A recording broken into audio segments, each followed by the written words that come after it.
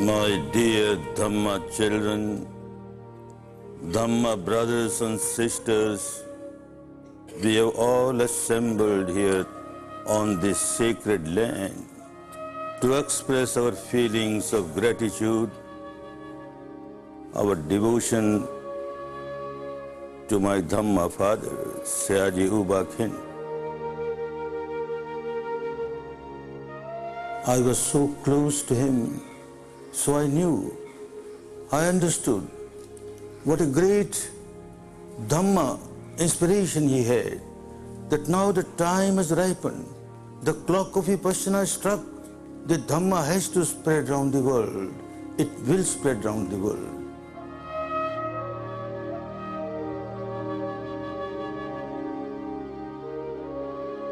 Many of you have come from far off places, from different countries, from about 30 countries of the world, and you are fortunate that you have come on this Dhamma land, which has preserved, maintained the Dhamma in its pristine purity for us. It is a real pilgrimage to the sacred land.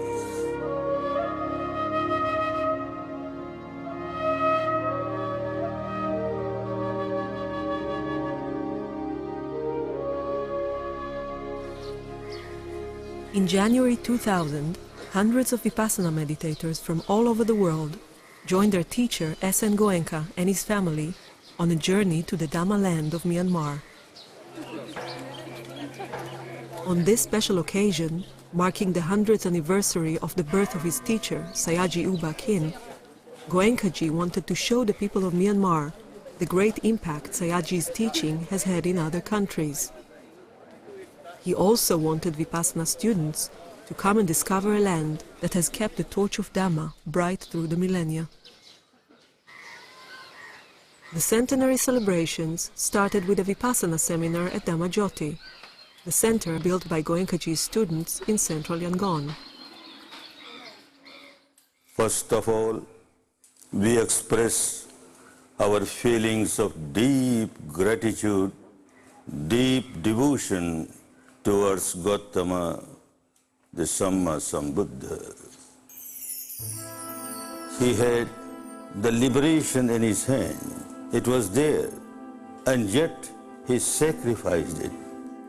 I am not interested in my own liberation alone. I want to become a Samma Sambuddha so that I can serve countless beings and help them to come out of their misery, get liberated. All the pains that he took to reach that stage, everyone feels that he actually worked for me. If he had not worked so much, how could I have got Dhamma? How could I have got the path of liberation? A few hundred years after the Buddha had passed away, His teaching disappeared from India, where he had lived and taught. But the Ganges of Dhamma kept on flowing in the neighboring country of Myanmar.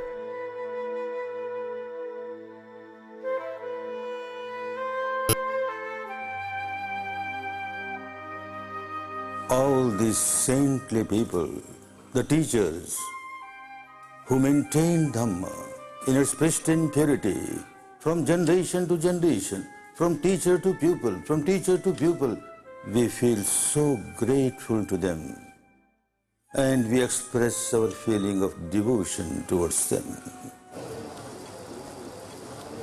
On behalf of all my students, I pay deep respect to the Sangha.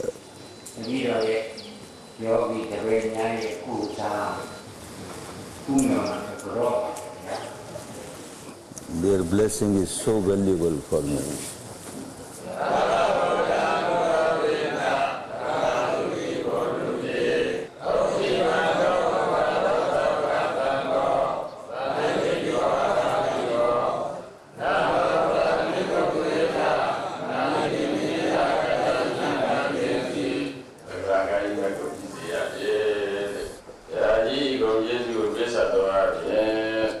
The Dhamma seminar began in Dhammajyoti with an offering of Sanghadana to 100 senior scholar monks.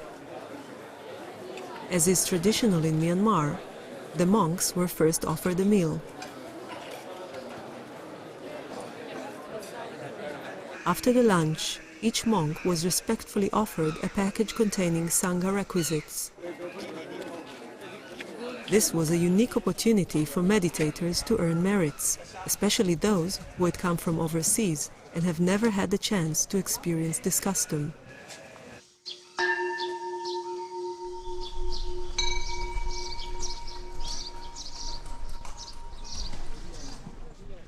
Every morning, all over Myanmar, monks set out on their alms round. They go out for the welfare of householders. By giving dana to fulfill the monks' requirement of food, the householders gain merits.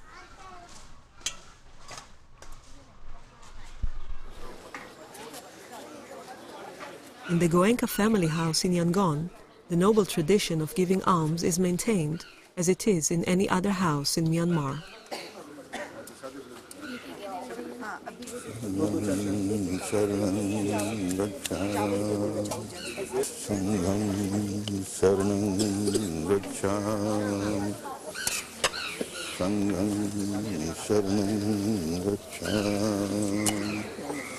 We are grateful to those two brothers, Tapasya and Bhallika, who were the first two lay persons to meet the Buddha and offer him honey and rice cakes, the rice of this land, honey of this land was offered as the first food to the enlightened one.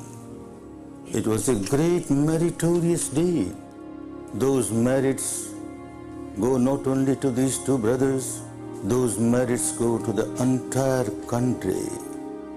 And then these two brothers, they got the hair relics of the enlightened one. And those hair relics were brought to this country. The country became all the more sacred with those hair relics which are enshrined in this historical stupa Shwedagon.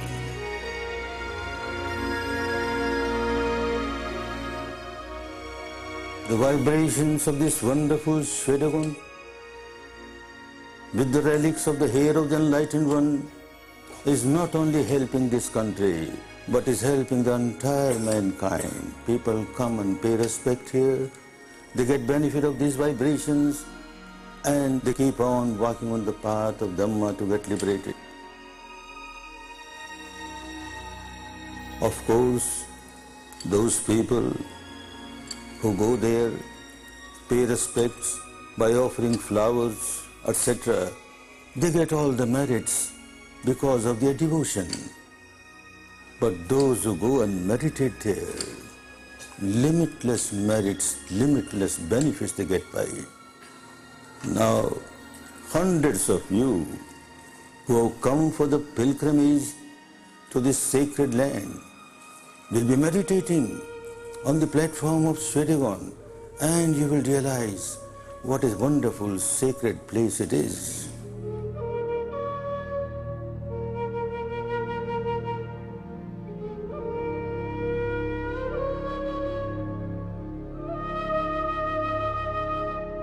Early morning, a large number of Vipassana meditators gathered for a special group sitting held in the open at the Shwedagon Pagoda.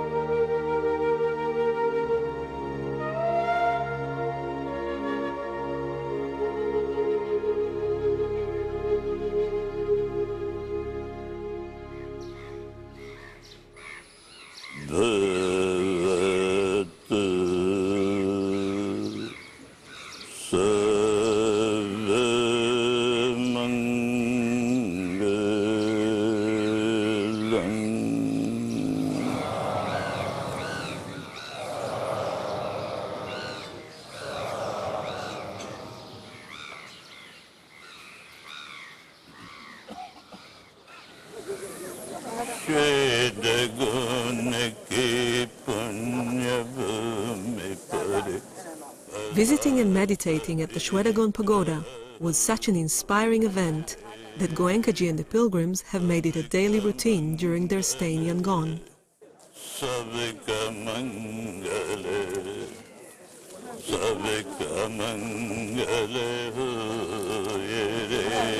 On each visit, Goenki-ji circled the Shwedagon Pagoda giving metta, accompanied by his wife, sons, family members, and hundreds of his students.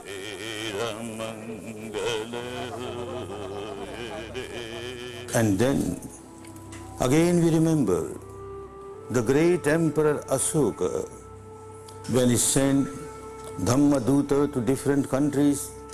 2 Dhammaduta were sent to this sacred land, Sona and Uttara, and that was the time when the Dhamma in its pristine purity got strongly established in this part of the world.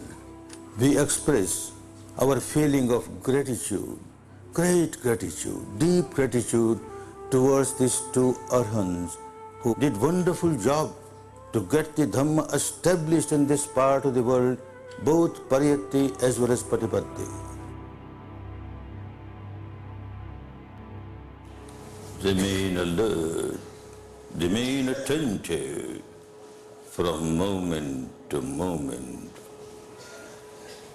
aware of respiration when you are practicing Anapana, and aware of sensations when you are practicing Vipassana.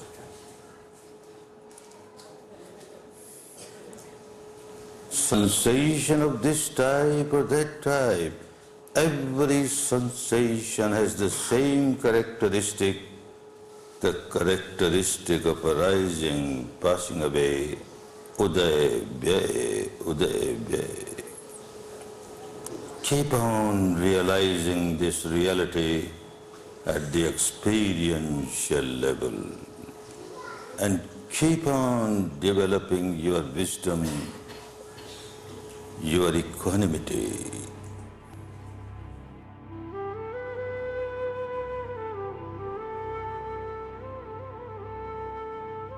Caring for such a large number of meditators who came on this pilgrimage to Myanmar was not an easy task. At the Goenka household in Yangon, Goenka-ji's sons, together with the son of Sayaджи У Ба Кхина, were working almost around the clock, organizing the complex logistics of the tour up north.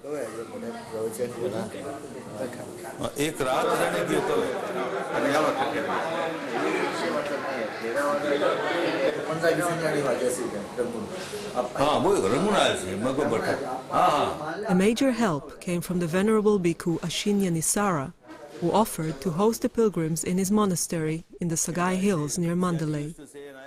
From there, they would set out to visit the sacred places nearby. People, when they come from outside, they want to see things specially connected with Vipassana. So they would go to Lady Shadow place, and now as you say, it has developed so much, they'll be very happy. 15 morning, all of meditators who come to Sagai, they're going to sit in together in the same one place. 1 hour sitting there, meditation, very good. They will get good vibration of Sagai.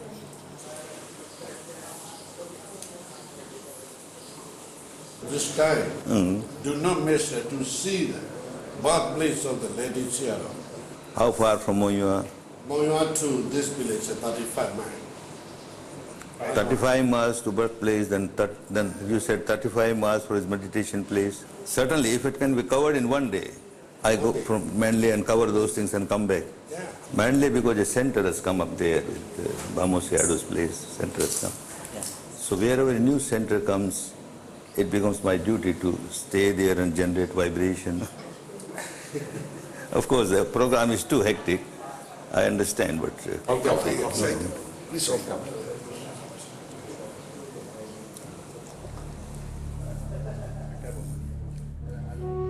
And then, 800 years ago, one name comes up before us, Arhant Dhammadassi, Singh Arhant. And being an Arhant, he could see that the northern part of the country, Dhamma is deteriorated. There is no pure Dhamma there. So he decided to go to that part of the country, establish Dhamma there, both Pariyatti and Patipatti. Then it is said he went further north and settled down in the Sagai hill. Not only Singh Arhant meditated there for the whole life, but he kept on teaching this Dhamma, the Patipatti Dhamma. Therefore, Sagai is also a very sacred place of Dhamma. After that, from generation to generation, from teacher to pupil, that was the center which maintained Dhamma in its pristine purity.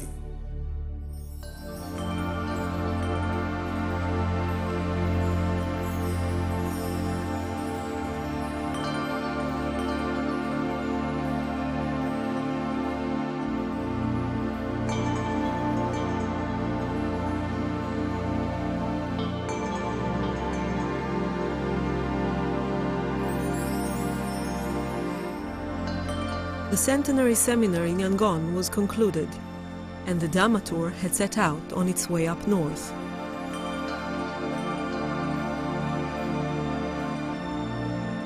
Six buses with about 300 pilgrims made the journey northward to visit Mandalay, Sagai, and the sacred sites in the area. The pilgrims received a joyous and affectionate welcome by local meditators, schoolchildren, and monks wherever they went. This was perhaps the first time the country people had had the chance to greet and host such a large number of meditators from so many countries.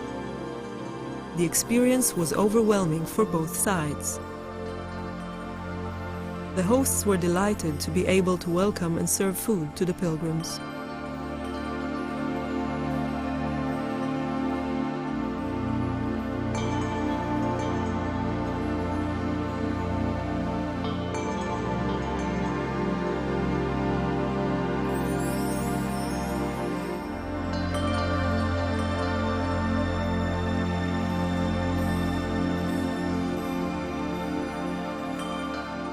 The tour had reached Mandalay, the old capital of the country, where Goenki-ji paid a visit to the local Vipassana center.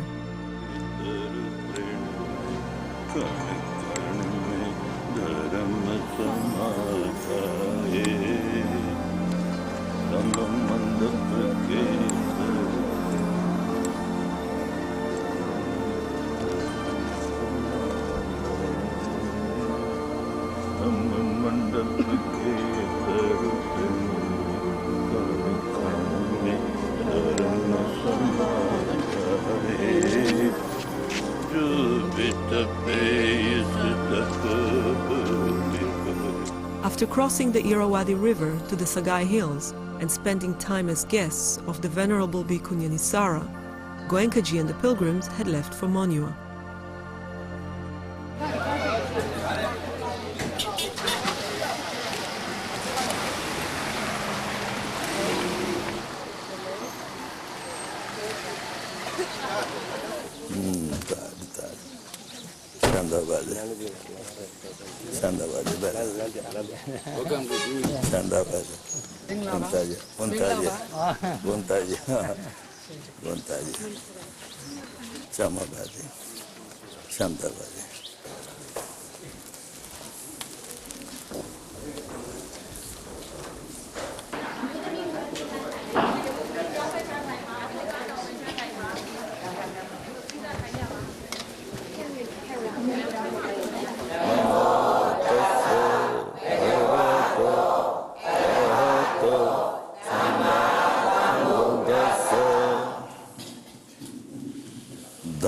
Brothers and sisters of this sacred city of Monywa, this place became all the more sacred when about 170 years ago a wonderful personality took birth here. That was my great-grand Dhamma father, Venerable Ledi Sayadaw.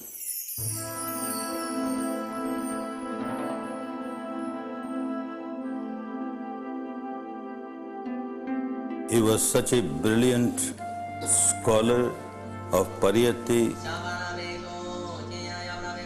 and at the same time a great saint of Patipatti. His writings have been giving great inspiration for generations to the people who are interested in Buddha's teaching. Not far from Monywa, the pilgrims crossed the Chinwan River in a fleet of boats. At the other bank, on the top of a hill, was one of the tour's most important sites, the meditation cave of Venerable Ledi Sayadaw. Every evening, after fulfilling his duties of teaching Pali to the bhikkhus at Monywa, the Sayadaw would cross the river and spend the night meditating in his cave.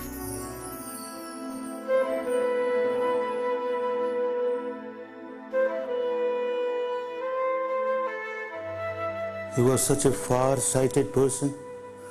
He could see that when 2,500 years are over, after the Buddha, Dhamma will spread around the world.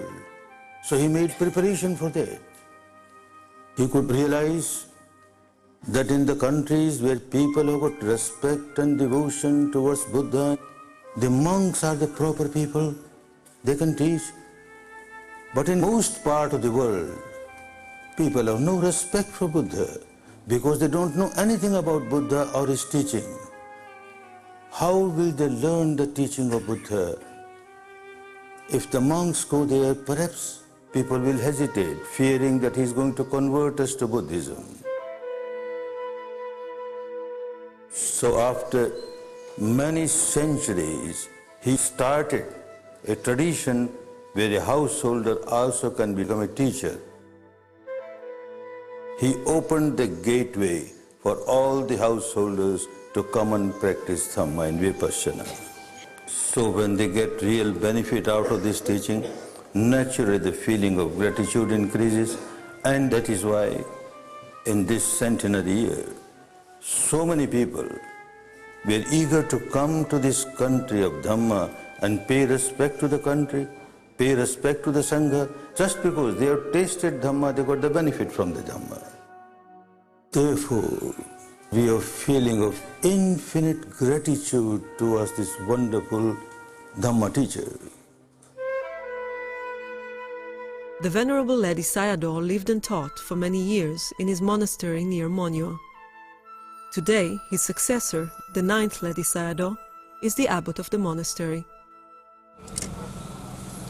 Goenki-ji and the pilgrims came to pay respects to the Sayadaw, who gave them his blessings. The Sayadaw said, "The meeting together of all of us in this great place established by Ledi Sayadaw is like the meeting of long-separated family members."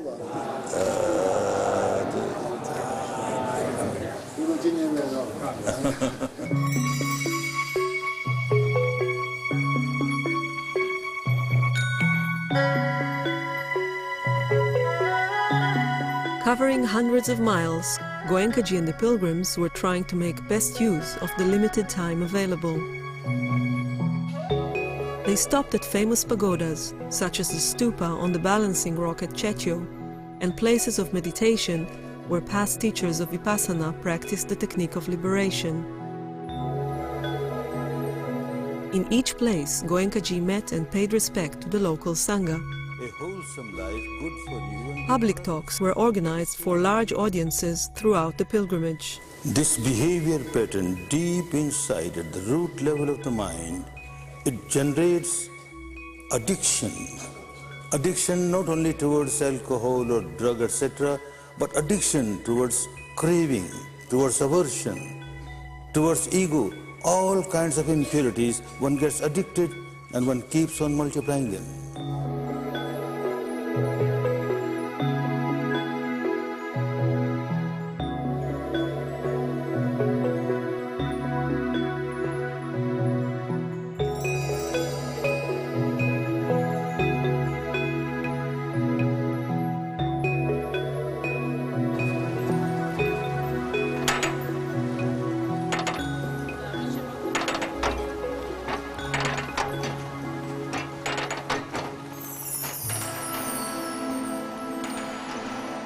Misery is universal. Everyone is feeling miserable. The householders have more misery. Every householder cannot be expected to live the life of householder and become a monk or a nun. This is what Venerable Lady Sayaджи also saw. And the decision that is made was wonderful decision. It was a historical decision, and it was a very fruitful decision. He trained one wonderful lay teacher, Sayaджи, to get developed in Dhamma and become a teacher of Vipassana. We remember him and pay our respect to him.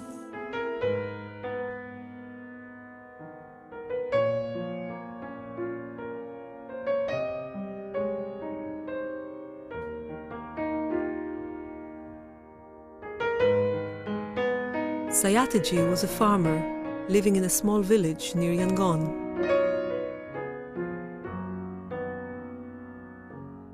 As a young family man, he had experienced profound personal tragedies, which led him to undertake a spiritual quest to find a way out of his suffering. After years of travel seeking a meditation teacher, Sayaджi came in contact with the saintly monk Ledi Sayadaw. He spent several years as a disciple of his beloved teacher, who encouraged him to start teaching Vipassana. Sayaджi returned to his village, Pyopweji, and started a meditation center behind the family farm. The place is still there today, and Goenka-ji and the pilgrims have come to pay respects and meditate there.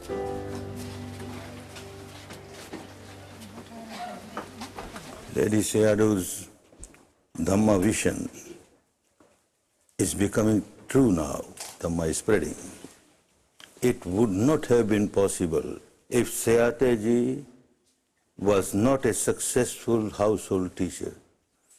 My Dhamma father, Sayaджi U Ba Kkhina, personally brought me here to pay respect to this very fertile land which produces Dhamma. My grand Dhamma father, Sayaджi, was also a cultivator, but he turned into a Dhamma cultivator. He started sowing seeds of Dhamma. Sayaджi U Ba Kkhina came here for 7 times to meditate.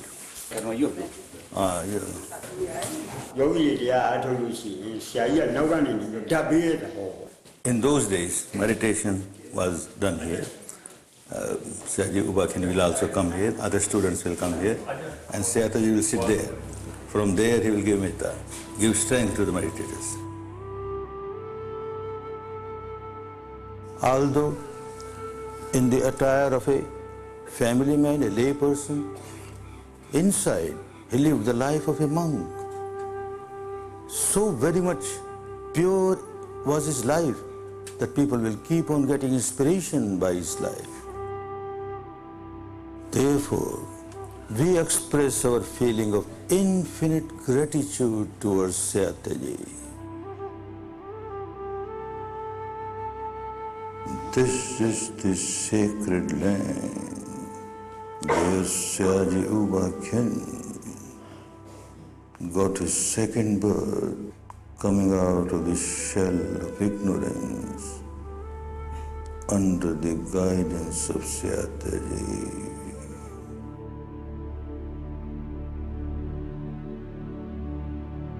In 1937, U Ba Khin crossed the Yangon River on the way to Sayateji's village to take his first meditation course. From there onwards, there was no looking back.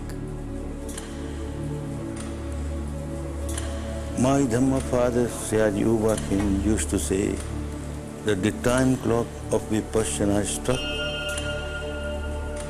Now it must go to its country of origin, India, and from there it will spread. No one can stop that progress.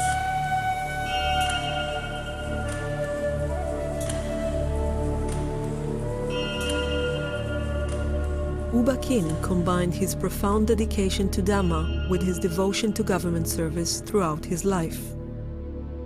He was one of the most distinguished civil servants of his time in Myanmar. On the day the country gained independence, he became the Accountant General, and for the next 2 decades he also served in a variety of government posts, sometimes holding several of them simultaneously. His efficiency and integrity were unsurpassed, but serving his country on the mundane level was not enough. He was eager to share the jewel of Vipassana and help people find the path to liberation. In 1952, he established the International Meditation Center in Yangon, where he started teaching Vipassana meditation.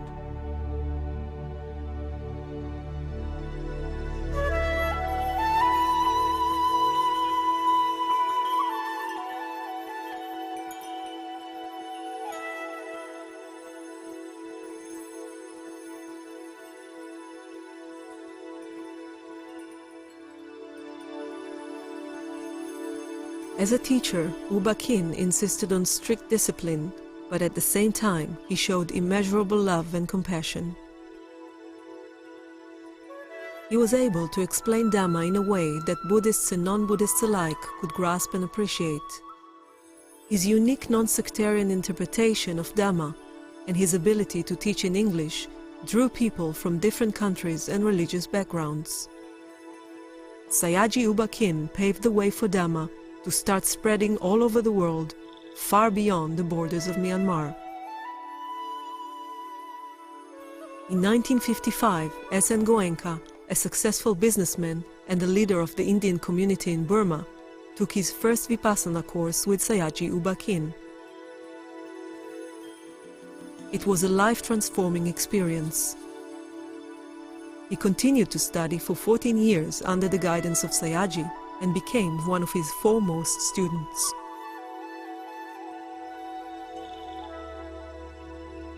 We remember this brilliant shining star in the galaxy of Dhamma, Sayaджи U Ba Khin, my Dhamma father. He had so much love and compassion for the entire suffering humanity, but special love and compassion for India. He kept on saying that I have to pay back the debt of gratitude. This wonderful, invaluable Dhamma came from India, and today India is bankrupt. They don't have Dhamma. He very much wanted to go himself to give Dhamma, but due to certain reasons he could not go. And a situation arose due to which, even as a Burmese citizen, I got a passport to go to India. He was so happy, so pleased. Now you will go as my representative and you will fulfill my mission, my vision. I had my own hesitation, because I knew my limitation. But he encouraged, saying that you have nothing to worry, because Dhamma is going there. And through you, I am going there, and you will be successful, you need not worry. It was all the power of Sayaджi U Ba Kхina. It was all the blessing of Sayaджi U Ba Kхina that within 1 month, the first course of 10 days was given in India. And then after that, the Ganges of Dhamma started flowing throughout the country, courses after courses, courses after courses, unbelievable. And hundreds of people, thousands of people from around the world, they started coming to India and they started taking these courses. Unbelievable. It made me feel all the more that I am just a representative of Sayaджi. I am just a representative of Sayaджi. Everything is done by Dhamma, everything is done by Sayaджi U Ba Kхina.